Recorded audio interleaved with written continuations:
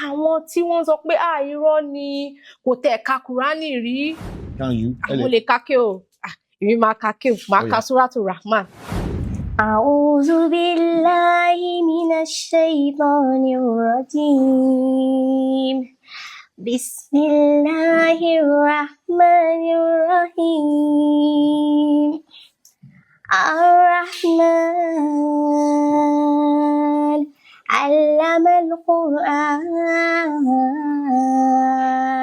Khalaqal insan. Allamahul bayan. الشمس والقمر بحسبان صدق الله العظيم. Inú ni súrà yẹn sọ̀rọ̀ ń pa. Iyanifa. Ó ní fàbí ayé yálà ìrọ̀bíkùmá tukaziban. Which of the favours of your Lord do you deny? Ifá ní òtúrá rẹ̀rẹ̀, ìrẹtẹ̀ náà rẹ̀rẹ̀, adíá fún ajé tó ń tikẹ̀ lọ́rùn bọ̀ wáyé. Ajé bá mi wá, ajé ìwọ ni ìyá ọba, inú ilé tí mo wà. Ajé wá mi wá, ajé máa wá gbogbo wa wá lónìí. Àṣẹ. Bẹ́ẹ̀ ṣe pásítọ̀ kan máa wá, á wá sọ pé in the name of Jesus pé kí Ifá kú. Kò possible, it's a very wrong thing. Pé àbí Muslim kan máa wá pẹ̀lú Kùránì, á sọ pé kí Yemọja kú. Líbo, báwo ni Yemọja ṣe máa kú? Nígbà táwọn pásítọ̀ ń lọ sí ibi odò, wọ́n lọ ń wẹ̀, wọ́n sọ pé Holy Communion wọ́n ṣe baptism. Wọ́n ṣe baptism. Nínú omi. Olúwa yìí lọ́lọ́ ń bá ń bẹ̀ o. Wow. I'm telling you. Gbogbo wa lọmọ rúmọlẹ̀, gbogbo wa lọmọ ṣọ̀pọ̀nà. We are all the daughters of Irúnmọlẹ̀. We are all the sons of Irúnmọlẹ̀. Ó kò dàbí Cherry, ó kò dàbí Tọ́pẹ́ Àlàbí. Ẹ jọ̀ọ́ ìyá wa ẹ má bínú. Ṣé ẹ mọ̀ pé tó ṣe máa ń kí Elédùmarè. Bẹ́ẹ̀ni. A ní bàbá mọ̀rímọ̀rí, Ọbàtálá ló ń kí. Bàbá mọ̀rímọ̀rí. Ọbàtálá ni. Bí ti bá wo. Ọbàtálá ló ní oríkì. Gbogbo oríkì tó ń kí láti inú ìṣẹ̀ṣe ló ti jáde. Àwọn èèyàn wá tán ni ẹ̀ di nǹkan mi. Wọ́n funkify ẹ̀. Ọmọ bàbá mọ̀rímọ̀rí. Ìgbà mi àtúnṣe pé àyàrá yìí náà Ṣàngó ló ń kì nìyẹn. Ṣàngó Olúkòso, arábà ń bí ọkọ ya. Ẹ̀yin tí wà nílé, ẹ káàbọ̀ sí orí ètò Unscripted with Jeff Owolewa. Àlejò mi tí wọ́n jókòó yìí, Iyanifa Òtúrá Ìrẹtẹ̀. A gbé wọn wá the last time. Gbà tí fídíò yẹn jáde, ó generate a lot of reactions. Àwọn èèyàn sọ̀rọ̀ lóríṣiríṣi. Bọ̀ ẹ má jẹ́ kí n fi ọ̀pá pọ̀lọpọ̀lọ péjọ. Iyanifa Òtúrá Ìrẹtẹ̀. Ẹ kí àwọn aráalé ká proceed. Gbogbo àwọn aráalé mo kí yín o. Tá tó máa ṣe nǹkan kan bíbí, a máa kọ́kọ́ ṣe ìbà. Bẹ́ẹ̀ ni. Ifá ní àgbàrá ńlá ní ya ìbísí poroko. Adífá fún ìbà tí ń ṣe àkọ́bí Elédùmarè. Ìbà Elédùmarè o. Akọ́dá ayé, aṣẹ̀dá ọ̀run. Ìbà wọn tó láyé, ìbà wọn tó lọ́run. Ìbà ènìyàn, ìbà ọmọdé, ìbà àgbàlagbà, ìbà ìyá tó bí mi lọ́mọ, ìbà bàbá tó bí mi lọ́mọ, ìbà bàbá, ìbà yèyé, ìbà olúwo, ìbà òjùbọ̀nà. Àfi tá a bá dáṣe ni kóró má ṣàìgbà. Kóró má ṣàìgbà kóró má ṣàìgbà. Àfi tí a bá dáṣe o, tá a bá dáṣe oníkóró má ṣàìgbà. Gbogbo nǹkan tá a máa ṣe báyìí o kò ní ní wá o. Àṣẹ. Gbogbo nǹkan tá a máa ṣe lónìí ó máa gbà. Àṣẹ. Gbogbo wa máa dùn ọkọ, gbogbo wa máa balẹ̀ o. Àṣẹ. Now, Iyanifa Òtúrá Ìrẹtẹ̀. Nígbà tí a ṣe last video yẹn, when we dropped the video, it generated a lot of reactions, a lot of engagements, a lot of people said a lot of things in the comment section. I now realized something. Mo wá rí pé you are a source of inspiration to a lot of people. Tí àwọn náà ní spiritual challenges. Tí wọ́n wá mọ way to go. Bóyá iwájú, àbẹ̀yìn, ọ̀tún, àbòsí. Bó bá ṣe wá drop video yẹn, lóbi sọ pé kíni náà, èmi náà ní similar experience. Mo fẹ́ kẹ́ for opportunity sọ fún àwọn èèyàn tó bá ń go through irú nǹkan tẹ́ go through yẹn. Then irú decision tẹ́ take nígbà tẹ́ convert sí ìṣẹ̀ṣe. Mo fẹ́ kẹ́ fi just enlighten them on what to do if they are going through such spiritual challenges. Lóòótọ́. Ẹ sọ̀rọ̀ sókè mà. Lóòótọ́, ìgbà tí fídíò yẹn ó wá sí ayélujára, mi ní parọ́, a lot of people called me home and abroad. Ọ̀rẹ́ mi kan láti pè mú ní Aisha, àǹtí òun pè òun láti London pé why tí Aisha fi ń trend ní Nigeria home and abroad pé àwọn understand. Ó ní story ayé mi lélẹ́yìí ni. ó ní mo ní kí n sọ fún àwọn ayé káwọn náà gbọ́ pé because I never know who is going through the same challenges that I went through. Ó láwọn ẹlòmíì wá ní àwọn fẹ́ lọ para wọn. Torí gbogbo challenges wọn ò mọ ibi tó máa lọ, wọn ò mọ ibi tó máa tọ̀ sí. So in my mind, ẹ má bínú pé mo sọ English pẹ̀lú Yorùbá. Àìjá máa mix it. I understand. So imagine to the extent that ọkọ àti ìyàwó á tún pè mí láti ìlú kejì wá tún ní pé I'm really happy to hear from you, Iyanifa.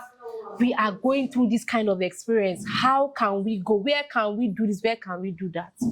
First of all, mi ò ní parọ́ tibitire ní Elédùmarè dá ilé ayé. Lóòótọ́ nínú ìṣẹ̀ṣe àwọn ẹni bí wà, àwọn ẹni ire wà.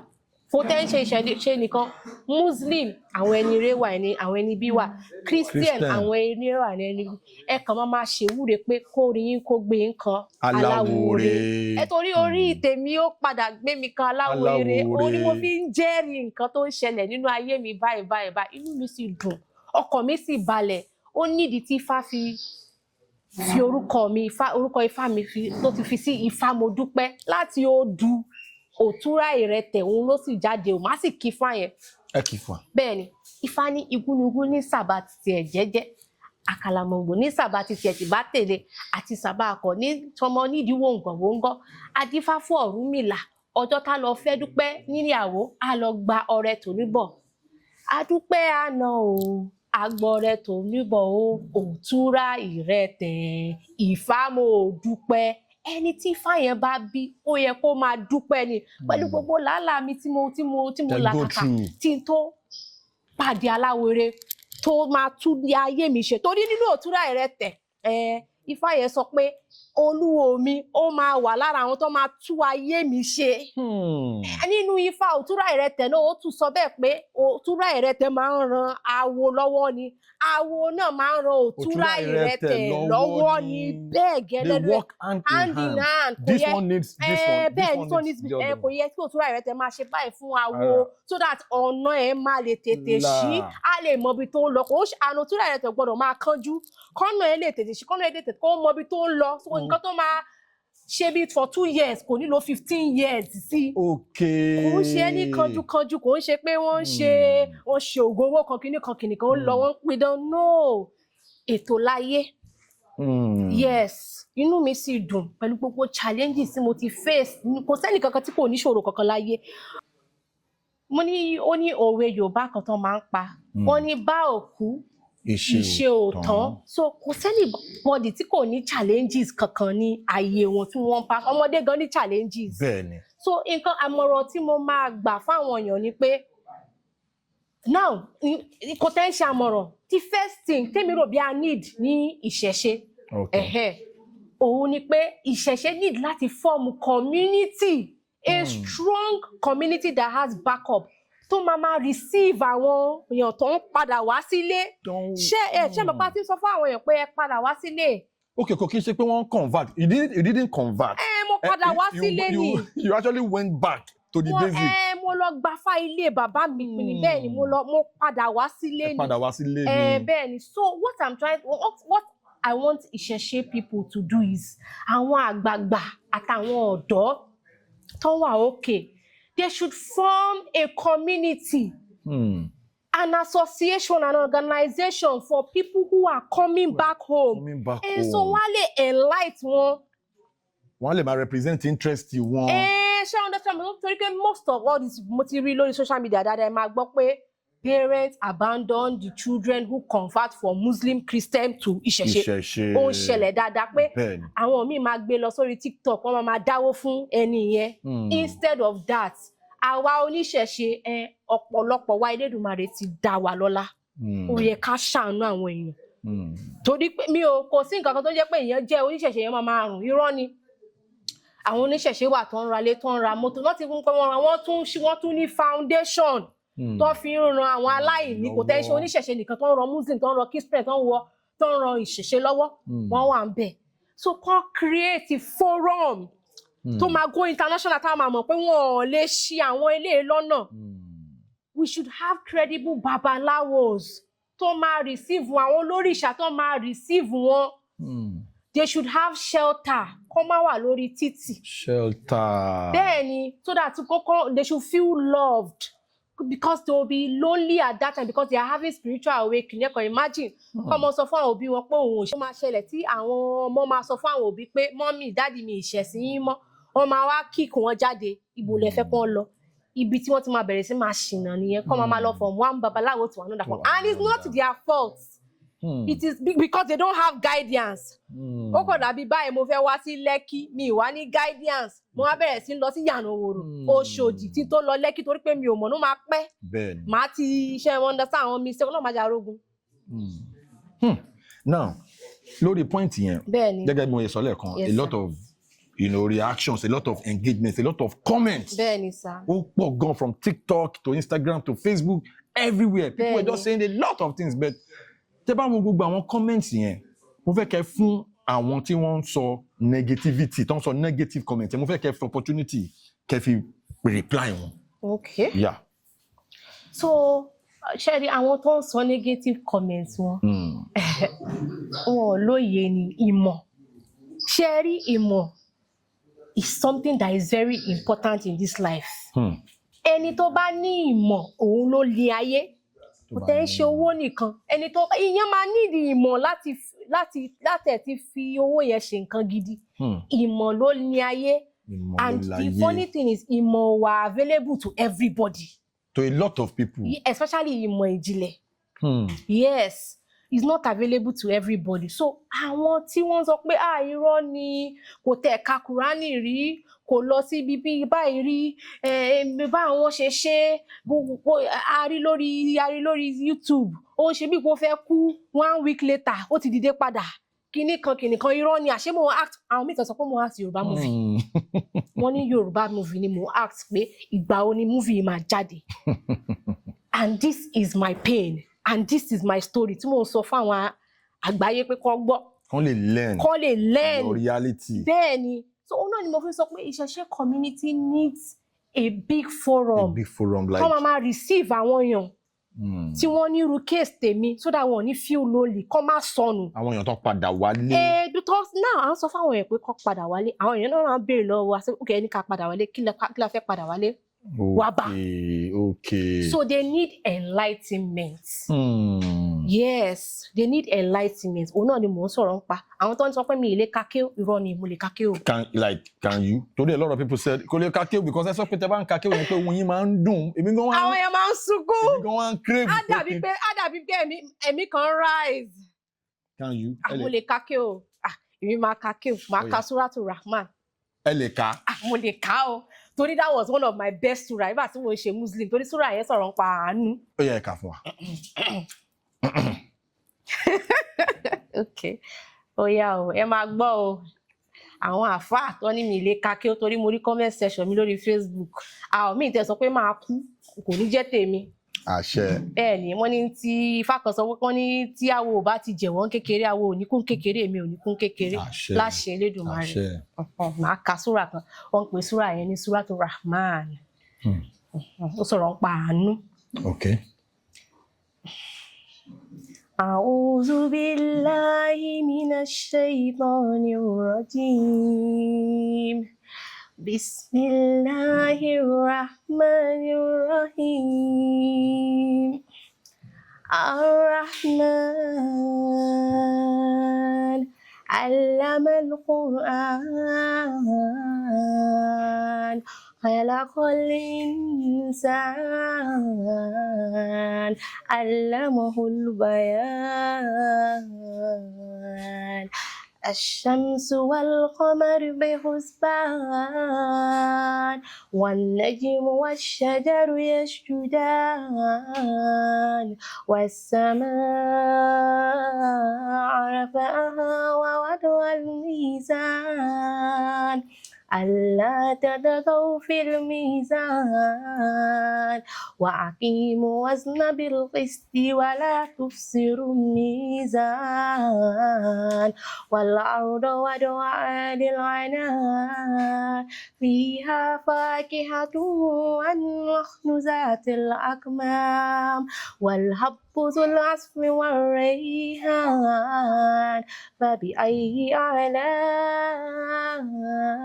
ربكما تكذبان صدق الله العظيم. ṣé wàá mọ nǹkan tí súrà yẹn sọ? Àánú ni súrà yẹn sọ̀rọ̀ ń pa. Ó ní fàbí ayé ìyá aláì rabbikuma tukazziban. Which of the favours of your Lord do you deny? Nínú súrà yẹn nǹkan tó kọ́ wa ni pé ká máa dúpẹ́. Ká máa dúpẹ́. Only which of the favours of your Lord do you deny? According to what nǹkan tó sọ pé Ọlọ́run wọn sọ. Wọ́n ní fàbíà. Ẹ sì mọ̀ pé súrà yẹn ó repeat fàbíà ìyá. Tí bá ń ka kéwì yẹn lọ, ẹ máa gbọ́ pé súrà yẹn ó repeat fàbíà ìyá aláì rabbikuma. Only which of the favours of your Lord do you deny? Ẹ tún mọ̀ túmọ̀ ẹ̀. Mo mọ̀ túmọ̀ ẹ̀. Mo ka kéwì ni kò ń ṣe bí pé ṣé rí beginning of my life mi ò mọ̀ kéwì mi ní parọ́ mi ó dàbí Chinese sí mi ni. Wọ́n máa wá lù mí nínú Islamiyah yẹn. So ó ní ọjọ́ kan wọ́n lù mí gidi gan. Wọ́n bá change àwọn àfá mi. So àwọn àfá tó máa ń bá wọn lé àwọn àfá bíi homeschool àfá. Àfá yẹn máa sọ pé kí n má wọrí pé òun ò ní lù mí tòmí pé mo máa mọ̀. So àfá yẹn sì lóhùn. So wá ń kọ́ mi ní kéwì yẹn ọjọ́ kan báyìí mo kàn mọ̀ kéwì yẹn ni ó kàn dàbí pé ojú mi ṣí ni mo sì bẹ̀rẹ̀ sí ń kà. Wow. Bẹ́ẹ̀ni. Kò kí jẹ́ pé ẹ̀ka nìkan ẹ tún mọ̀ ìtumọ̀. Mo mọ̀ ìtumọ̀ ẹ̀ dáadáa. So ṣé ẹ rí ẹ jẹ́ n sọ fún yín ayé yìí. We can't know all the mystery of life. Torí bẹ́ẹ̀ ni Elédùmarè fi jù wá lọ. We can't know everything in life. Kò possible ṣé rí. Like tí mo kọ́kọ́ sọ ní first video mi. Níwájú Ifá níwájú Elédùmarè ibi ìpele mẹ́ta ni mo ti bára mi. Mo kọ́kọ́ ríra mi nínú mosque mo ń ka Kùránì. Mo bá rí pé mo kúrò mosque. Mo rí pé mo kúrò ní church. Mo wá ń kọrin Yahweh, your name is Yahweh. You are a miracle working God. Your name is Yahweh. Ifá ń gbọ́ mo sì kúrò ní mosque mo sì lọ sínú omi. Mo wá rí àwọn ẹgbẹ́ mi wọ́n ní pé ṣé mo ti ṣetán kí n rìnrìn àjò ẹ̀mí. Mo wá rí pé àwọn ẹ̀sìn mẹ́ta yẹn wọ́n sọ̀kalẹ̀ bí ènìyàn. Mo wá ń gbọ́ ohùn ni mo gbọ́ o mi ò rọ́ lọ́hùn. Wọ́n ní mo good náwọn mẹ́tẹ̀ẹ̀ta pé mo gbọ́dọ̀ choose ẹyọ kan. Mo bá lọ hug títí ìṣẹ̀ṣe. Tàwọn lọ́ṣùn yẹn lẹ lọ hug. Tí mo dì wọ́n mú báyìí.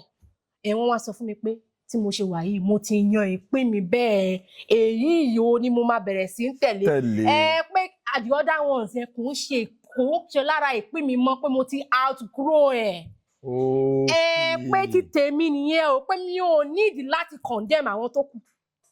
Pé kọ́ máa ṣe títí wọn pé nísìnyí òun ṣẹ̀ṣẹ̀ mọ ọ̀nà tèmi ni pé ìlànà Ifá yẹn òun wá ní tèmi pé ọdún lóòótọ́ ilé mùsùlùmí wọ́n ti bímọ mo ti outgrow ẹ̀ ibi tó yẹ kí n tàn òun náà ni kí n máa bẹ̀rẹ̀ sí ń tàn báyìí. Inú àlá yẹn ni wọ́n ti sọ fún mi kó ṣe ojú ayé o. Lẹ ti rí revelation yẹn. Mo ti rí rẹ níwájú Ifá níwájú Elédùmarè. Bẹ́ẹ̀ ó ní pé there is no need for me to condemn. We are all one.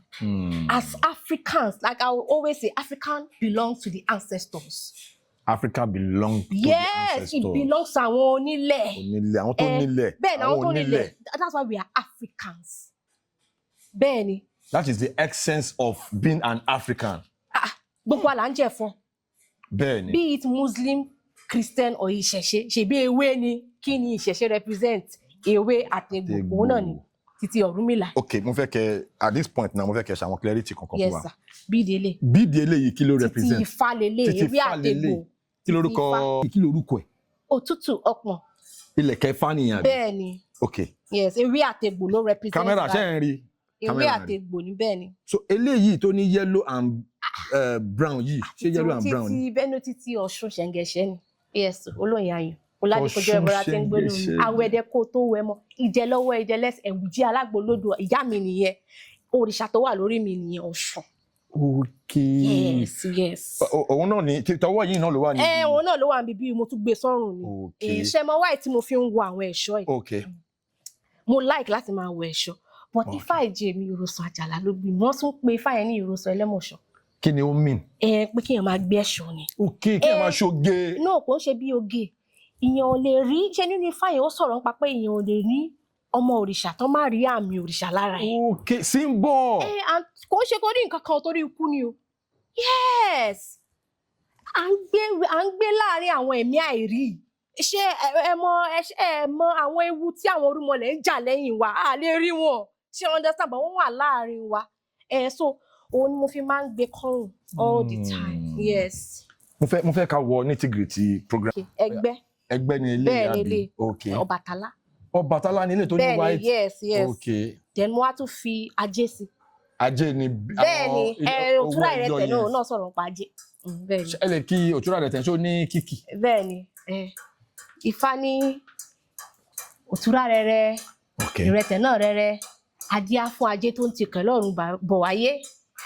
Ajé bá mi wá, ajé ìwọ ni ìyá ọba, inú ilé tí mo wà. Ajé wá mi wá, ajé máa wá gbogbo wa wá lónìí. Àṣẹ. Bẹ́ẹ̀ni, so òun náà ni mo fi gbé sínú bíbí báyìí. Ẹni sùúrù Iyanifa òtúrá ìrẹtẹ̀. Bẹ́ẹ̀ni sir. For someone from that your background. Bẹ́ẹ̀ni sir. You are so knowledgeable in Arabic, Quran. Bẹ́ẹ̀ni sir. Now, ẹ ti wá bọ́ sínú ṣẹ̀ṣe. Ẹ ti wà knowledgeable because you are. In fact, ẹni bí pé mo sì ń kọ́ṣẹ́ up to now. Ẹ ṣe ń kọ́ṣẹ́ Ifá yẹn. Half of Ifá gan mi tí mọ̀ díẹ̀ ni. Okay. Ó kéré ni. Mo rí pé ẹ ti mọ̀ torí ẹ ti ń fún wa láwọn. Díẹ̀ olúwo tó kọ́ mi ní Ifá ni. Now, bí tí mò ń lọ gangan náà nìyẹn pé kí ni life yín láti ìgbà tẹ́ ti padà wálé because mi fẹ́ máa sọ pé ó convert mọ́. Yes. Ó ti ẹ padà wálé. Kí ni life yín? Was that your life? Mi ní parọ́, life mi change. Ṣẹ́rí tí mo ṣe wà báyìí, mo like ayé tẹ́lẹ̀ gidigidi gan, mo máa ń lọ party. Pẹ̀lú àwọn ọ̀rẹ́, mo ti láwọn ọ̀rẹ́ tó pọ̀ gidi gan. Ó láwọn kíkì tó kì fún mi nínú òtúrá ìrẹtẹ̀ tí mo gbọ́dọ̀ máa tẹ̀lé. Kò ń ṣe bíi pé mi tẹ̀fẹ́ bá wọn ṣe mọ́ all. But ìdí òrìṣà ni mo wà. Bẹ́ẹ̀ ni mo ń jókòó ti òrìṣà. Bẹ́ẹ̀ ni apart from pé mo ń ta lónìí, mo ń talé, mo ń ṣe real estate. Mo tẹ̀ níbi real estate company tèmi, Fámodúpẹ́ real estate company. Fámodúpẹ́, ẹni tó bá fẹ́ ralẹ̀, bẹ́ẹ̀ni, tó bá fẹ́ talẹ̀. Ó wà lórí page mi, Iyanifa òtúrá ìrẹtẹ̀, Fámodúpẹ́ real estate company. Mo ń talẹ̀, mo ń talé. Okay. Ṣé ní Island àbí anywhere? Anywhere, kàn sọ fún mi. Okay. Kò bá tẹ̀ jẹ́ abroad, a ní link. Wow. Bẹ́ẹ̀ni. Now, going back to your life after you have come back home. Yes. You have come back to Ìṣẹ̀ṣe. Àwọn experience wo lẹ ní? Torí first video yẹn, a lot of people were asking pé olúwo ẹ, ta ló olúwo ẹ? Ọba Ẹ̀là. Bẹ́ẹ̀ni. Àwọn kan máa ní Ọba Ẹ̀là Àgbáyé. Mo fẹ́ kẹ́ fún wa ní insight. Okay. Your experience with Ọba Ẹ̀là Àgbáyé at the temple and even outside the temple generally. So like I said, my experience with Ọba Ẹ̀là Àgbáyé, started when I first saw him in a dream. Inú àlá ni mo ti rí wọn. Inú àlá lẹ ti rí wọn. Inú àlá ni mo ti rí wọn. Mo ti rí wọn nínú ayé rí o, ṣe mo kàn scroll past TikTok. So, lọ́wọ́ àwọn ọ̀rẹ́ mi kan, wọ́n pe ẹgẹ́ yẹn ní Kòfó. So orí TikTok náà mo ti rí. Wọ́n tún pe ẹnìkan ní Ayékòótọ́ so search orí TikTok láti bára wa. Àwọn méjèèjì wọ́n dúró tì mí. Oníṣẹ̀ṣe làwọn yẹn náà. Bẹ́ẹ̀ni. Àwọn méjèèjì wọ́n ṣáà dúró tì mí. Bọ̀ ìgbà tó jẹ́ pé olúwo kò ṣe olúwo. Wọ́n ṣáà sọ pé àwọn mọ ẹnìkan tó ń jẹ́ Ọba Ẹ̀là. So fàtúwá ni a lè áàdì orúkọ wọn sínú líìsì àwọn tí mo fẹ́ lọ wádìí. Pé mo ní mo sọ fún ọ pé èmi fẹ́ mọ olúwo mi báyìí o, tí gbogbo wàhálà yẹn ṣe bẹ́ẹ̀, èmi fẹ́ mọ ẹni tọ́wọ́ ẹ máa bá mi lára mu tó ṣáà máa kọ́ mi. Nígbà tí mo ti rí àwọn nǹkan àti lọ́ọ̀dáfà gbogbo wọn níwájú Ifá, gbogbo wọn tó tọ́ka sí ọ̀dọ̀ Ọba Ẹ̀là. Yes, mo sì dé, mi ní parọ́. Ọjọ́ tí mo dé yẹn, ó dàbí pé mo fẹ́ kú. Mi ò mọ̀ tí kú ṣe feel, bó dàbí pé mo fẹ́ kú. Torí dàbí pé ẹ̀mí mi fẹ́ jáde kúrò lẹ́nu mi lọ́jọ́ yẹn. Nígbà tí wọ́n gbé mi déwájú wọn. Torí AC yẹn ń blow, mo sì ń làágùn nínú AC. Ẹ ń làágùn nínú AC. Even olúwo mi ó ń wò pé nǹkan kan ti ń ṣe arábìnrin. Àti ìdáfà o. Tí mo ṣe sọ pé Ifá tèmi rí pé wọ́n dá níwájú mi, ó ní wòrò fún. Òní mo kọ́kọ́ rí tí mo mọ̀ pé wọ́n dá níwájú mi. Ifá yẹn ti sọ̀rọ̀ nípa Ọbàtálá. Ó sọ̀rọ̀ nípa many things. Báwo ló ṣe ẹni àìdíà bó ṣe kì bí Ifá yẹn ṣe kì? Ìwòrì tọwọ́ fún tọwọ́ fún. Ìwòrì tẹsẹ̀ fún tẹsẹ̀ fún. Ìwòrì tẹsẹ̀ fún tẹsẹ̀ fún. Ìwòrì fi gbogbo ara funfun ṣẹ̀rú ṣẹ̀rú. Ìwòrì fi gbogbo ara funfun ṣẹ̀rú ṣẹ̀rú. Adífá fún Ọbàtálá. Adífá fún Ọbàtálá. Ọ̀ṣẹ̀rẹ̀ Ìgbò. Ọ̀ṣẹ̀rẹ̀ Ìgbò. Lọ́jọ́ tó máa kó àlà wá sílé ayé. Lọ́jọ́ kó máa kó àlà wá sílé ayé. Ìjà aṣọ ń wọ́. Ìjà aṣọ ń wọ́. Àlà ń wọ́. Àlà ń wọ́. Irúnmọlẹ̀ káàbọ̀. Irúnmọlẹ̀ káàbọ̀. Ó ṣe aṣọ ìwọ̀, àlà ìwọ̀, irúnmọlẹ̀ káàbọ̀ o. Aṣọ ìwọ̀, àlà ìwọ̀, irúnmọlẹ̀ káàbọ̀. Àní Ifá tí wọ́n kọ́kọ́ dá fún mi nìyẹn. wọ́n wá béèrè pé ṣé kó bọ Ọ̀ṣun, wọ́n ní Ọ̀ṣun ni. Okay. Wọ́n tún béèrè pé ṣé kó ṣe Ọ̀ṣun, Ifá ní pé kò tí ì tó, àsìkò tí ì tó láti ṣe Ọ̀ṣun. Nígbà yẹn wọ́n ní pé kọ́kọ́ bọ Ọ̀ṣun fún mi. Níwájú Ifá, ìgbà tó bọ Ọ̀ṣun fún mi, ara mi sì balẹ̀. Okay. Bẹ́ẹ̀ni, ó balẹ̀. Ó ní mo fi bẹ̀rẹ̀ ìdájọ́ yẹn, mo wá tẹ̀fá on 14th December 2024. Ó ní mo wọ gbódù. Ẹ wọ gbódù gangan. Bẹ́ẹ̀ni, yes, ó ní mo tẹ̀fá. Mi ní parọ́. Wow. Ìgbà tí mo tẹ̀fá, mo rà pẹ̀rẹ̀. Àwọn àpẹẹrẹ ní personal experience yín láti ìgbà tẹ́ ti padà sí tẹ́ ti wọnú ìṣẹ̀ṣe. Okay. You know, ẹ share pẹ̀lú wa, one or two. Ṣé bí àwọn nǹkan tí ó ti jẹ́ bí healing. Àwọn changes. Okay, àwọn changes. Tẹ́ ti experience. Yes. Positive changes tẹ́ ti experience. Tẹ́ pé feel pé ó lè ṣẹlẹ̀ ọ̀hún ti gbà tẹ́ wọnú ìṣẹ̀ṣe. Ó kọ̀ dàbí láti ìgbà tí mo ti ń grow up, mo notice pé BP mi máa ń rise. Okay. A fẹ́ rise to 180, going to 200, and I'm not even up to 30 years yet. So ìgbà tí mo wá dé inú ìṣẹ̀ṣe, mo lọ sí Àkúrẹ́ nígbà kan, mo padà wá. Wọ́n á sọ fún olúwo mi, mo ní bàbá, kí ni sì ń ṣe mí o? Wọ́n ní ó sì ń ṣe é ké. Wọ́n lọ sọ́jà, wọ́n lọ ra àwọn nǹkan yẹn wá. Àwọn egbògi ni, kò ju egbò àti ewé àti egbò lọ. Gbogbo wọn ṣáà mix ẹ̀. Wọ́n ní kí n máa mú, pọ̀ kí n máa mú jù o. Màá máa mú láàárọ̀, màá tún mú lálẹ́, ṣe understand? I think for almost a week I did that. Wọ́n sì sọ fún mi pé ó máa lọ pátápátá ni pé kò ní return. Ṣé mọ̀ pé wọ́n ní pé ó máa lọ ó máa lọ ó different o. Kò sí pé màá manage, ṣé mọ̀ pé ní ayé ìsìn wọ́n manage high blood pressure. Wọ́n manage ẹ̀ o. Like wọ́n ti kọ́kọ́ sọ fún mi pé ó máa lọ. Ó máa mọ pátápátá báyìí wọ́n sọ pé kò ní mi ní gbúrò ẹ̀ mọ́, mo ní no problem, wọ́n á bẹ̀rẹ̀ sí ń lò. Wọ́n ní kíkẹ́ ó sì ní measurement o. Torí àwọn èèyàn máa ń sọ pé nínú ìṣẹ̀ṣe kò sí dosage. Ó ní dosage. Torí tẹ́ bá ti mú jù to an extent, á crash it down gidi gan ni, ṣe understand? So after 1 week, torí mo máa ń check after 1 week, mo rí pé blood pressure mi tún normalize. Then mo rí pé tí n bá tẹ̀ tún sick, kò ní affect blood pressure yẹn. Mi ìbá máa gbọ̀n pé òtútù mú mi, blood pressure yẹn máa still máa wà ní 124, 22. Torí pé mo ti treat ẹ̀. Egbògi ewé àti egbò lẹ́dẹ̀ fi treat ẹ̀. It's actually for blood pressure, high blood pressure. Wow. Yes. Àtàwọn iṣẹ́ Ifá tó máa ń ṣiṣẹ́ bí iṣẹ́ Ifá títí òfun méjì, òun náà wà. Èwo lòfun méjì kí ni? Ó máa ń ṣiṣẹ́ fọ́fà. Okay. Tọ́fà bá wà lára ẹ̀yìn. Okay. Torí lọ́jọ́ yẹn almost 1 week ni mo ti wà nílé. Àti mo dé temple padà dáfà, mo sọ fún yín ní ọ̀kọ̀rọ̀ ológun ló jáde, wọ́n sà sí mi ni. But a dúpẹ́ ìgbà tí mo jẹ fáyìn kò tó 2 seconds. Tèmi tí mo ń láàgùn, tí mo ń sweat bíi pé mo fẹ́ kú. Kíní yẹn mo kàn feel pé kí n kàn jáde kúrò lára mi ni. Yeah, Ifá mà lágbára, àwọn èèyàn ló ọmọ yìí Ifá lágbára, Ifá kì í ṣe nìyẹn. There is healing. There is healing in ìṣẹ̀ṣe. Ifá lágbára gan. Ibi tó lágbára dé àtẹ̀ máa mọ òpin.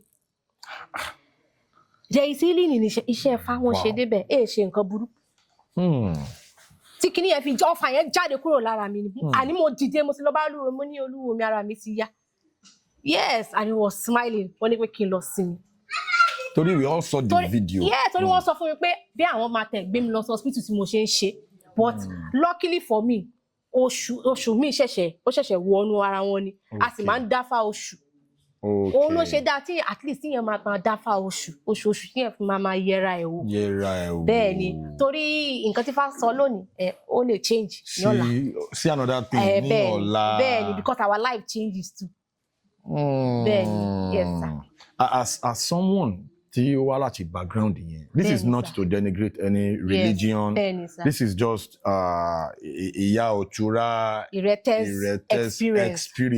My own perspective in life. Your own reality. My own reality, yes. So because a lot of people said a lot in the comment section. Mo wá rí pé àwọn kan náà, they were just asking for your contact. Ẹ fún wa number wọn. How have you been coping with people's calls, people's messages, people wanting to reach out to you? But let's cope. Láṣẹ Elédùmarè, we have been managing it well in the temple, and we have been attending to people to the best of our abilities. Sherry, nǹkan tó ń jẹ́ Ifá, èèyàn gbọ́dọ̀ kánjú láyé, torí Ifá gangan kúrò ara ẹ̀ ò kánjú. Tó bá fẹ́ ṣe Ifá, o ní láti kánjú, o sì ní láti understand.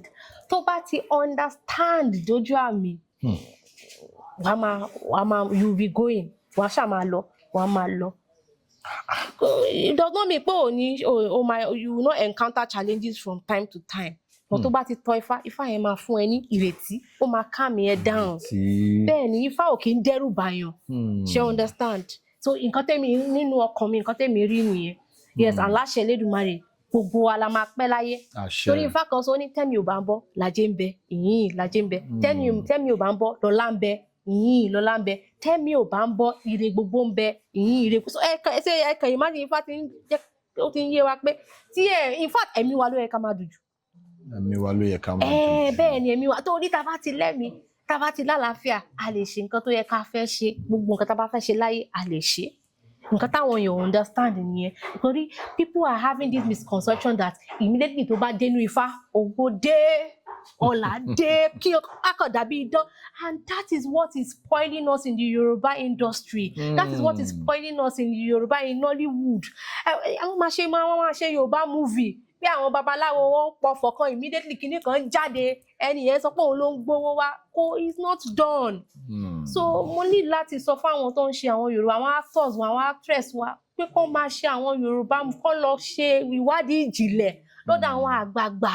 Lọ́dọ̀ àwọn ọ̀dọ́ náà tó táwọn náà tẹ àpẹẹrẹ experience wọn tó wà okay, kò ń ṣe títí lọ́dọ̀ tó wà okay, tó wà good. Kó ṣe àwọn movie tó máa promote ìṣẹ̀ṣe wa, ṣe understand, tó ṣe rí. Tí kò kí n ṣe tó máa demonize ẹ̀, kò ń ṣe bí pé pastor kan máa wá, a wá sọ pé in the name of Jesus pé kí Ifá kú. Kò possible, it's a very wrong thing. Pé àbí Muslim kan máa wá pẹ̀lú Kùránì, a sọ pé kí Yemọja kú. Líbo, báwo ni Yemọja ṣe máa kú? Nígbà táwọn pastor ń lọ sí ibi odò, wọ́n lọ ń wẹ̀. Wọ́n sọ pé Holy Communion wọ́n ṣe baptism. Nínú omi. Olúwẹ̀rí lọ́lọ́ ń bá ń bẹ̀ o. Wow. I'm telling you. Are you serious? Olúwẹ̀rí ni wọ́n lọ ń bá ń bẹ̀ as far as I'm concerned. Imagine ẹ lọ sí olókun, ta ló fẹ́ lọ pè ń bẹ̀? Jésù. Ṣé Jésù ń gbé nínú omi? Ẹ máa fi ra àwọn Christians, àwọn èèyàn máa ń lọ sí etí òkun. Ṣé understand? Àdúrà wọn sì ń gbà. Torí gbogbo ọmọ wọn ni wọ́n. Ẹ gbọ́ orin kan tí Ìwàlẹ̀sí kọ ni. Kí ló kọ? Ó ní gbogbo wa lọmọ Rúmọlẹ̀, gbogbo wa lọmọ Ṣọ̀pọ̀nná. We are all the daughters of Irúnmọlẹ̀. We are all the sons of Irúnmọlẹ̀. Gbogbo. Ó kọ nìkan ní ọmọ ìṣẹ̀ṣe lèmi ṣe nípa ìgbàgbọ́ nínú Ifá mi. Ṣé bí bàbá mi ló nílẹ̀ o?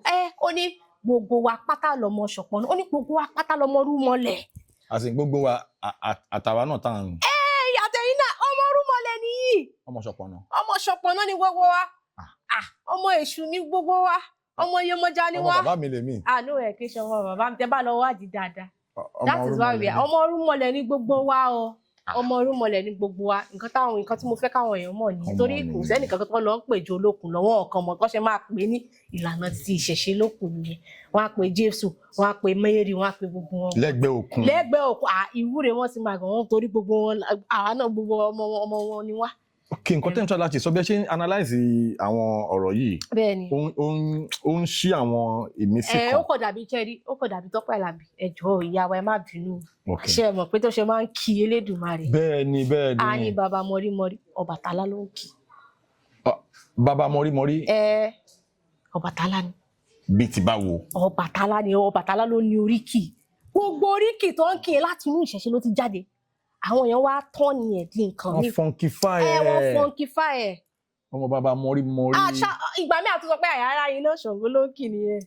Ṣàngó Olúkòso, Arábàmbí Ọkọya. So láì yẹn. Ìwúre wọn sì ń gbà. So that is it. Torí pé at the end of the day, everybody náà ṣẹ́ wa láti. Ẹbí kan náà nìyẹn. So and there's something called energy. Ṣẹ́rí, òun náà tó jẹ́ pé tá bá ti ń rúbọ. Tàbá ti òun náà tó pé àjà tá ń lò báyìí táwọn èèyàn rò bí is ordinary. Títí Ọ̀ṣun, ṣe understand, àti ìrọ́kẹ̀ títí babaláwo. Okay, ìrọ́kẹ̀ ni ti àwọn babaláwo tó máa ń dùn yẹn. A fi ń pe Rúmọlẹ̀ kan rọ̀ wá ni.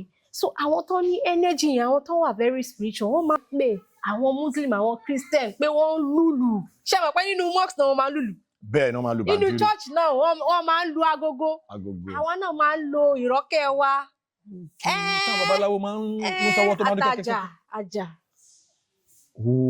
àwọn ọlọ́ṣun a fi ń pe àwọn orúmọlẹ̀ kan rọ̀ wá ni àwọn èèyàn rò bí is an ordinary tí wọ́n ṣe ordinary energy ló ń jẹ́ bẹ́ẹ̀ òun náà ni pé àwọn èèyàn tó bá ti lẹ́gùn yẹn wọ́n máa feel it ṣe understand ẹ máa feel pé nǹkan rọ̀ wá.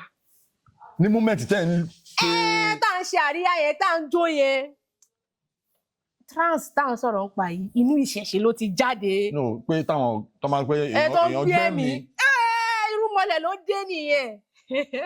irúmọlẹ̀ ló dé sí ẹnìyẹn lára irúmọlẹ̀ ni. gbogbo àwọn tó ń gbẹ̀mí irúmọlẹ̀. wọ́n bá pe Holy Michael Holy Gabriel Holy Zakaria irúmọlẹ̀ ni wọ́n ń pè èdè ni wọ́n kàn fi gbogbo ẹ̀ kọ́kàn fi cover gbogbo irúmọlẹ̀ ni wọ́n ń pè. kọ́tẹ́ nítorí alájí sọ ni pé inú ìṣẹ̀ṣe ló ti derive. in fact ẹni sọ gbogbo àwọn tó ń gbẹ̀mí ọmọ ẹlẹ́gbẹ́ ni gbogbo bẹ́ẹ̀ ni gbogbo àwọn tó ń gbẹ̀mí yẹn ni ọmọ ẹlẹ́gbẹ́ ni jẹun tó ń ní. wọ́n máa gbẹ̀mí wọ́n máa wá lọ sínú. ọmọ ẹlẹ́gbẹ́ ni wọ́n àwọn tó wà nínú sẹ̀lẹ̀ yẹn mo fi gbogbo ẹnu sọ ọmọ ẹlẹ́gbẹ́ ni wọ́n tí ṣàwárí wọn tó gan ni. ẹ rántí gbà kan táàtì Tọ́pẹ́ Àlàbí ń kọrin bí ìpín wọn ti fẹ́ kúrò stage o ọba padà lọba sọ pé mo dàbọ̀ rú mo dàbọ̀ yè ṣe é rántí. mo rántí fídíò yẹn go viral. tí Olúwomi ọba ìlà àgbáyé tún jáde fún fídíò yẹn. ọba ìlà náà react sí fídíò yẹn. tó sọ pé a dúpẹ́ o Tọ́pẹ́ Àlàbí mà ti padà wá sí ilé padà ṣé wọn tí fídíò yẹn lọ viral gidi gan pa yẹn.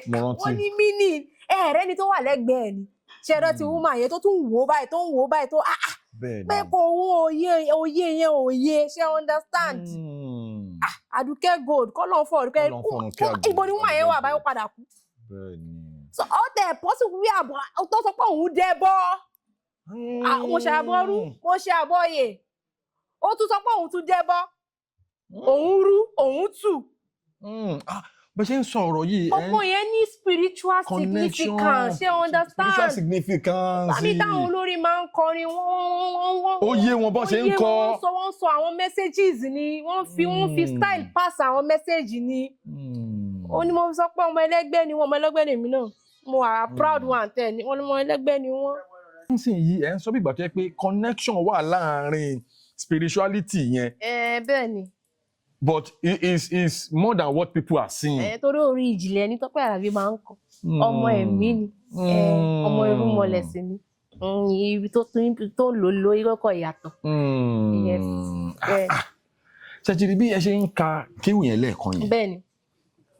For a lot of people tí wọ́n doubt pé irọ́ ni. pé mi lè ka kéwù. pé ẹ lè ka kéwù ẹ tún wá kà á sìn. mo kà á ní Suratul Rahman ní sura yẹn ó sọ̀rọ̀ nípa àánú. ẹ tún mú ìtumọ̀ ẹ̀. Ọlọ́run nínú ayé àwọn ẹ̀dá. ṣé mo pé bẹ́ẹ̀ ṣe wá analyse àwọn kinní yìí ẹ lè serve as an ambassador for peace. bẹ́ẹ̀ni. between all religions. exactly because humanity comes first. Humanity comes yes, because you are a human being before anything. Before they brought religion. Exactly. So we are all one despite all the differences. Táwọn èèyàn bá lè get ele ànírógun láyé. Ànírógun láyé. If we can put humanity first. But kò ṣe everybody ló lè think the same. Ló lè gbé lọ, ló lè reason lọ bẹ́ẹ̀. Because life is full of diversity. And life is a combination of functionalism and conflict. So two sides ó gbọ́dọ̀ wà láyé. You are so intelligent. Bẹ́ẹ̀ni a dúpẹ́ o. You are so beautiful. Ọkọ yín ó ní lọ́kì o. Bẹ́ẹ̀ni o mo dúpẹ́ o babaláwo ni inú mi bẹ́ẹ̀ni. Fún ẹ̀yin tí ẹ̀ ń wo Iyanifa Òtúrá Ìrẹtẹ̀ tẹ́tí ń háì wọn mo torí mò ń rí àwọn kan wọ́n háì wọn pé ọmọ ló dùn báyìí babaláwo ni ọkọ wọn o so ẹ jẹ́ ká wà guided kó má lọ dàbí pàtẹ́ pé àbí bò ní. Wow I fact because I love it when a woman is beautiful and brilliant at the same time. àmọ́ sì ń kẹ́kọ̀ọ́ gan lọ́wọ́ mi ì tí kẹ́kọ̀ọ́ tán nídìí Ifá mi ì sì rò bí àmọ́ lè kọ́ gbogbo ẹ̀ tán láyé. Ifá is endless, it's infinite. It's infinite. Bẹ́ẹ̀ni, it's too broad. Ìwọ̀nba tó bá lè kọ́ dé ni. Bẹ́ẹ̀ni, so we keep pushing. Ẹ wá sọ kankan lẹ́ẹ̀kan pé kí Ọlọ́run gbéyàn kó aláwo rẹ̀ yàn. Bẹ́ẹ̀ni. Because in the course of seeking your spiritual clarity, that spiritual awakening tí ẹ go through yẹn. Bẹ́ẹ̀ni. ẹ sọ pé ẹ rí oríṣiríṣi àwọn babaláwo tí ẹ fẹ́, but at the end of the day ẹ padà land sí ọ̀dọ̀ aláwo ore. Tí tèmi o tẹ́lẹ̀dùmarè kọ fún mi tó ní ó máa tẹfá fún mi. Ifá àti bàtà da obì tí ó yàn. Ó ní àwọn gangan ni ó máa tẹfá fún mi. Bẹ́ẹ̀ni. Ó láwọn gangan ni, so mo dúpẹ́ pé Allah mi guide me where all hope was lost, spirituality guided me. When all was lost. Yes. Spirituality guided you. Ebi inú ẹ̀mí to guide me. So mo fẹ́ káwọn èèyàn mọ̀ pé ayé wà. Bẹ́ẹ̀ni. I want us to touch more on that statement ẹ sọ yìí. Pé káwọn èèyàn mọ̀ pé ayé wà torí a lot of people ní ẹlòmíì nínú comment section bàtà drop first video yẹn ẹlòmíì ní bóyá jíìnì ló ń wọ́ọ̀rì ẹ̀, bóyá kìnní kan ló ń wọ́ọ̀rì ẹ̀, bóyá she's just looking for something that is not there. Mo fẹ́ kẹ́ ṣe ayé wà, ìṣẹ̀ṣe dẹ̀ wà. I want you to dwell on it. Ayé wà, ìṣẹ̀ṣe wà. Ṣé mo kàn máa ń sọ ṣé mo kàn ó ní statement kan tí gbogbo àwọn èèyàn máa ń sọ pé Ọlọ́run má jà àríjà ayé o. Ó nídìí tó fi torí wọ́n mọ̀ pé àwọn yẹn tó ń sọ yẹn wọ́n mọ̀ pé ayé wà. Àwọn míì torí pé wọn ò tí experience bíi fìrífìrí àwọn other side kan níṣẹ́ mọ̀. Nǹkan tí yẹn ò bá lé òye ń pa yẹn, nǹkan tí yẹn ò tí experience rí, a sọ pé irọ́ ni. Àwa tá a ti experience ẹ̀, a máa sọ pé ayé wà o. So mo ń fi opportunity sọ fún àwọn aráalé pé ẹ ní ríjà ayé o láṣẹ Elédùmarè torí ayé wà. Bẹ́ẹ̀ni. Yes. Now ẹ sọ kankan pé tíyàn bá bọ Ọ̀ṣun, bẹ́ẹ̀ni, èèyàn tún máa ń ṣẹ́ Ọ̀ṣun. Bẹ́ẹ̀ni wọ́n máa ń ṣe. Nígbà kankan lẹ́ẹ̀kan nípa Ọ̀ṣun. Bẹ́ẹ̀ni sà. Kéèyàn ṣẹ́ Ọ̀ṣun. Bẹ́ẹ̀ni sà. Kéèyàn tún bọ Ọ̀ṣun. Tíyàn kí n rárí ẹ̀. Kẹ wá rárí ẹ̀. Mo fẹ́ kẹ́ fún wa ní detailed information nípa ẹ̀ based on your experience. Okay, so ìyàtọ̀ díẹ̀ wà láàrin wọn. Ṣé rí ṣíṣẹ́ yẹn ni? Ẹni tó bá ń ṣẹ́ Ọ̀ṣun kò ń ṣe bíi pé ó fẹ́ fi ṣiṣẹ́ fún yàn o. Òun ṣẹ́ ẹni kò láǹfààní láti rárí fún ẹlòmíì. Fẹ́lòmíì. Bọ̀ ẹni tó bá rárí ó ti di fún Ọlọ́ṣun. Ó láǹfààní láti rárí fún ẹlòmíì. Kódà ó tún láǹfààní láti ṣẹ́ fún ẹlòmíì. Torí wọ́n fi ń ṣiṣẹ́ ni. Ìyàtọ̀ tó wà láàrin wọn nìyẹn. And another one is kíyàn fẹ́ ṣẹ́ Ọ̀ṣun ní láti wà ń bẹ̀. Ẹnìyàn pé wọ́n lè ṣe lẹ́yìn ẹnìyẹn pé wọ́n fẹ́ ṣẹ́ Ọ̀ṣun ni. Bọ̀ pé wọ́n fẹ́ rárí Ọ̀ṣun ẹnìyẹn máa wà ń bẹ̀. Àǹtí yàn bá fẹ́ rárí Ọ̀ṣun ọ̀pọ̀lọpọ̀ days lẹ́nìyẹn máa ń lò. Bọ̀ títí ṣiṣẹ́ yẹn the days are not much. Okay, ẹ̀yin ti wá Ọ̀ṣun lẹ́ẹ̀kan. Bẹ́ẹ̀ni. Ẹni pé tíyàn bá ṣẹ́fà ó yàtọ̀ sí tíyàn bá ṣé ẹ lè rárí fún yàn. Kí ló ṣe wá tá a lè rárí? A lè ṣẹ́ Ọ̀ṣun fún yàn, a lè rárí fún yàn. Mo lè rárí, mo lè ṣẹ́ Ọ̀ṣun fáwọn èèyàn. Bẹ́ẹ̀ni. Bẹ́ẹ̀ni sà. Ẹ lè rárí, ẹ lè ṣẹ́ Ọ̀ṣun fún yàn. Why not? Gbogbo nǹkan tó wà nídìí òrìṣà. Abẹ́ Ifá ló wà. Abẹ́ Ifá, Ifá ló ti yọ gbogbo. Ifá ló ti yọ gbogbo ẹ̀ jáde. Babaláwo tó gbọ́fá tó ní ìmọ̀. Kò sí nǹkan kan tó ń stop ẹ̀ láti má mọ̀ tó ṣe ń ṣẹ́ òrìṣà. Láti má mọ̀ tó ṣe ń rárí fún òrìṣà. Babaláwo lẹ́tọ̀ọ́ láti ṣe. Bẹ́ẹ̀ni, ó lẹ́tọ̀ọ́ láti rárí fún yàn. Ó lẹ́tọ̀ọ́ láti ṣẹ́ òrìṣà. Ó ń ṣe àwọn olórìṣà nìkan ni. Gbogbo nǹkan tó ń pè ní òrìṣà, olórìṣà, gbogbo ẹ̀ ni ló wà under Ifá, gbogbo ẹ̀ ló ti jáde láti Ifá wá. Now ẹja take for example Ọ̀ṣun. Gbogbo wa la mọ̀ pé nínú Ifá ọṣẹ ìtura ni Ọ̀ṣun ti jáde. Òun ni Ifá yẹn ló rọ Ọ̀ṣun wá. Bẹ́ẹ̀ ni gbogbo wa la mọ̀ yẹn. Then ẹ wá wo ìgbà tó bá ń pe títí ẹgbẹ́. Níbi ayé ṣí ayé relé. Níbi Ifá òtúrà àṣà òun ló ti wá, òun ló ti rọ̀ wá. So now ẹ wá wo for example tí oníṣàngó tó bá ń ṣe àríyá wọn. Ṣé mọ̀ pé wọ́n máa sọ pé a dífá fún Ṣàngó, wọ́n ń dífá fún. Inú Ifá ni gbogbo àwọn nǹkan yẹn ti jáde. Torí wọ́n gbọ́dọ̀ dífá. Now tí èèyàn bá wá sínú Ifá tó bá sọ pé ó kù sí ìjà ìmọ́lẹ̀ o, ìjà ìmọ́lẹ̀ Ọ̀ṣun. Ifá náà la máa fi tọ́ tó máa sọ fún wa nǹkan t'Ọ̀ṣun máa gbà.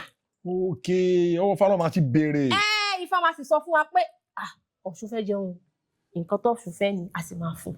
So gbogbo ẹ̀ nínú Ifá ló ti jáde. So kò sí nǹkan tó ń dí wa lọ́wọ́. Àrárí fún yàn, àṣẹ Ọ̀ṣun. Bẹ́ẹ̀ ni. So Ifá ó supersede gbogbo àwọn òrìṣà yẹn. Bẹ́ẹ̀ni. Bí ìgbà tó jẹ́ pé ẹ máa tẹ̀síwájú. Ifá supersede gbogbo àwọn òrìṣà yẹn, bọ̀ ẹ má ṣì mí gbọ́ o.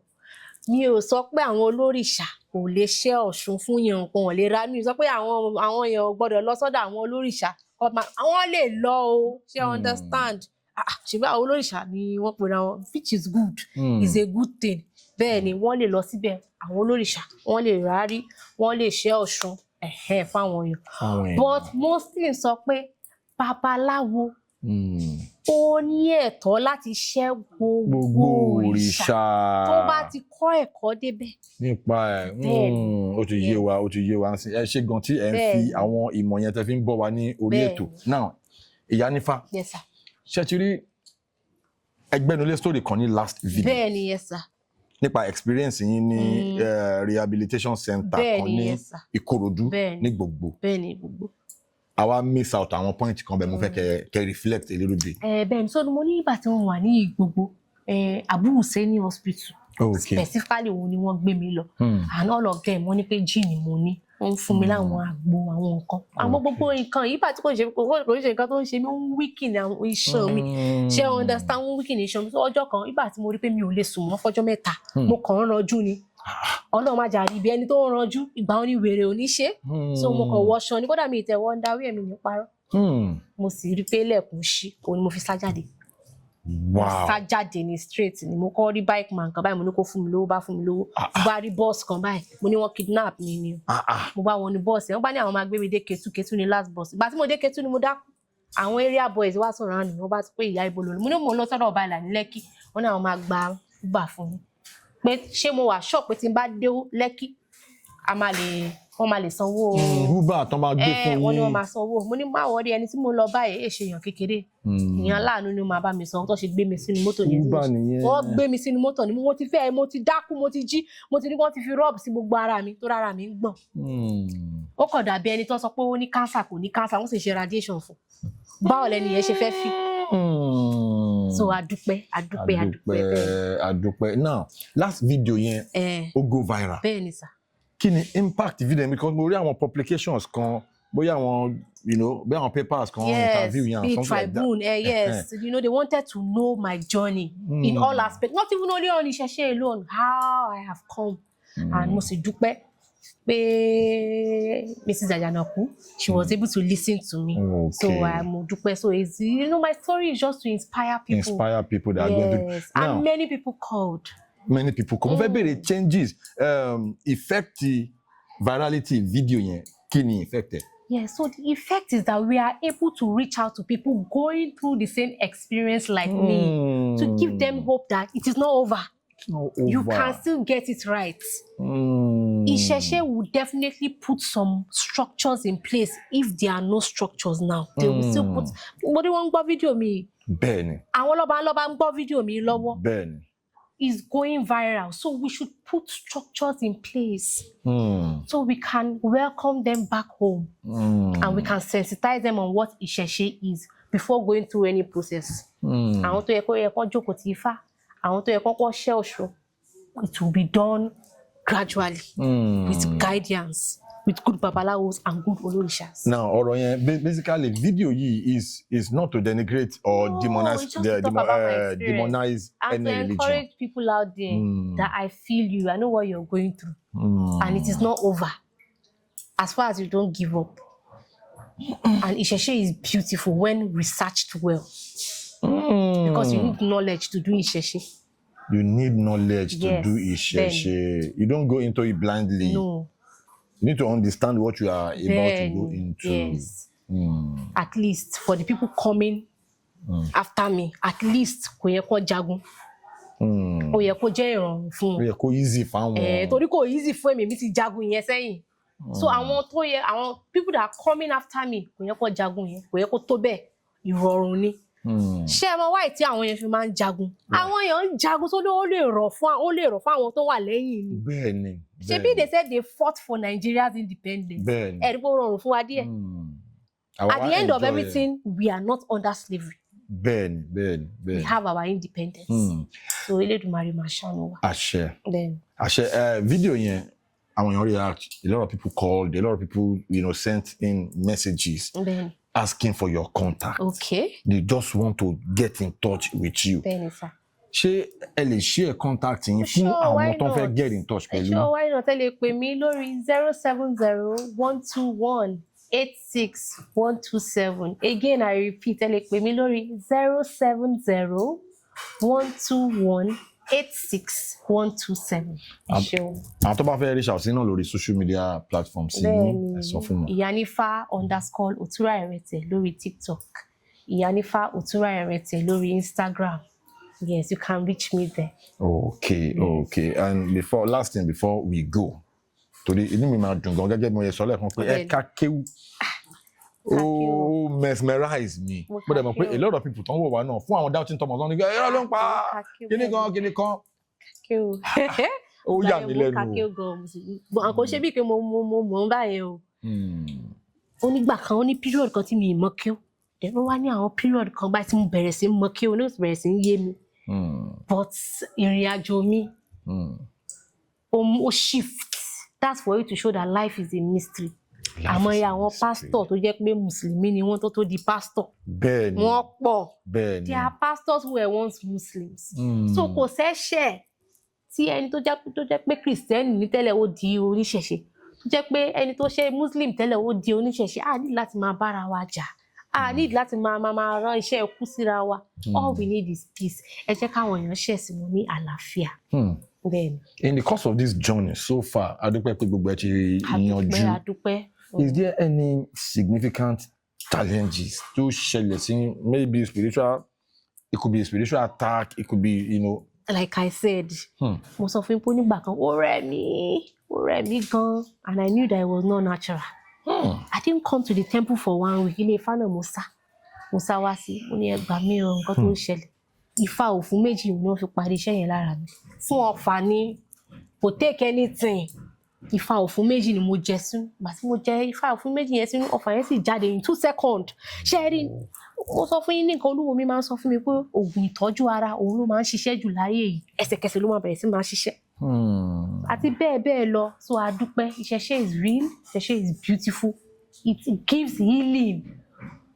Nǹkan tẹ́ máa lọ sí hospital tó máa jẹ́ kí inú yín bàjẹ́ ń bẹ̀. Ilé awo ẹ̀ ń wọ̀ pẹ̀lú ẹkún, ẹ̀ ń padà lọ pẹ̀lú ẹ̀rín ló yẹ kó jẹ́. Bẹ́ẹ̀ ni, so Elédùmarè máa ṣàánú wa. Àmín, àṣẹ. Ẹ kí àwọn fans yín. Mo dúpẹ́ lórí àwọn fans mi. I really thank everyone home and abroad watching me. Thank you so much. May Elédùmarè continue to bless you for all the support. Mo ti ní àwọn support tó pọ̀ àtàwọn gifts táwọn èèyàn send sí mi home and abroad. I'm really thankful. Ibi tẹ́ ti mú kò ní tán. Ilé-iṣẹ́ yín ò ní jóná, inú yín máa dùn, ọkàn yín máa balẹ̀ láṣẹ Elédùmarè. Whatever it is that you people lay your hands on, may it be successful. Gbogbo wa náà la máa rí ṣe, la máa pẹ́ láyé o, ní wọn máa dùn kí wọ́n máa balẹ̀. Àṣẹ. Ẹ lè sá lọ bẹ́ẹ̀ yẹn. Ẹ máa kí ẹsẹ̀ Ifá kan, káfí kánlẹ̀ àti Iyanifa. Bẹ́ẹ̀ máa wá dúpẹ́. Bẹ́ẹ̀ ni Ifá ní yín kẹ́ni ó lè ṣe míì sí. Adífá fún Ifátẹ́rù tí ń ṣọmọkùnrin Ìgbòdo. Àwo wá Ifá kó lè gba oore mi sí. Bá a bá ṣe nínú oore ọpẹ́ là ń dá. Mo wá dúpẹ́ tèmi èmi o. Ifá mo dúpẹ́ o. Ifá gbè mí Ọ̀ṣunlẹ́yọ̀. Iyanifa Erete. Ifá ti ṣe mí lóore. Mo wá dúpẹ́ tèmi tí n lè rí mi gbà. Mo dúpẹ́. Big shout out actually to Ọba Ìlà Àgbáyé. Thank you so much. Ẹ ṣàdúrà fún àwọn náà. Bẹ́ẹ̀ ni Ọba Ìlà Àgbáyé ibi tẹ́ bá ti ń gbọ́ mi, ilé iṣẹ́ yín ò ní jóná o. Àṣẹ. Iṣẹ́ tí irúnmọlẹ̀ ti gbé sí yín lọ́wọ́ kò ní bàjẹ́. Àṣẹ. Aṣọ àlà yín kò ní stain. Inú yín máa dùn, ọkàn yín máa balẹ̀ o. Ẹ máa pẹ́ láyé o. Àwo tẹ́ wá ṣe láyé, àwo funfun. Kò ní di ìdọ̀tí. Inú yín máa dùn, Ọba Ìlà Àgbáyé, ọkàn yín máa balẹ̀ o. Láṣẹ Elédùmarè máa jèrè ọmọ. Láṣẹ Elédùmarè àwọn èèyàn náà máa wá jèrè yín náà bẹ́ẹ̀ ni. Torí ẹ ti ṣiṣẹ́ takuntakun fáwọn èèyàn. Àwọn èèyàn tẹ́ mọ̀, àwọn èèyàn tẹ́ tún mọ̀ nínú ìṣẹ̀ṣe outside ìṣẹ̀ṣe. Elédùmarè máa gbé yín ga o. Àṣẹ. Bẹ́ẹ̀ ni home and abroad. Àṣẹ. Àṣẹ yín máa dọ̀kun yín máa balẹ̀. Bẹ́ẹ̀ ni ṣe ó sà. Ẹ rí i pé mò ń wò yín mọ́, inú mi ń dùn bí mo ṣe ń rí yín like you know. Ẹ ṣeun bẹ́ẹ̀ ni o. You are shining light, ẹ kàn ń glow, ẹ kàn. Elédùmarè ni o, Ifá ni o. Ifá dùn sí. Torí fídíò tàrí yẹn tẹ fi ń dákú sílẹ̀ nílẹ̀ gbogbo kíní yẹn. Ifá ló gbà mí. Òun náà wọ́n fi máa sọ pé Ifá orí mi rèé o. ọ̀pẹ̀lẹ̀ máa bèbí ìyá o àgbàlá ní Ifá àgbà mi o Ifá máa gbà mí lágbà Ifá gbà mí mo dúpẹ́. As we come to the end of this edition of Unscripted with Jeff Owolewa, ẹ̀yin tí wà nílé Iyanifa Otura Irete, wọ́n ti pe nọ́mbà wọn o. Torí for a lot of people don't afẹ́ mi tọ́ bá ẹ̀ lánàá, èmi náà fẹ́ rí wọn, afẹ́ bá Iyanifa Otura. Nọ́mbà wọn lẹ ti gbọ́ tí wọ́n ti pè yẹn. So God bless you. Thank you so much. Thank you so much for coming on the show again. Kò ní jẹ́ last time tá máa bá yín sọ̀rọ̀. I would love us to continue to have this conversation. So we will be enlightening a lot of people that are going through this kind of spiritual challenges. Thank you so much. Thank you. Ẹ ṣé gan.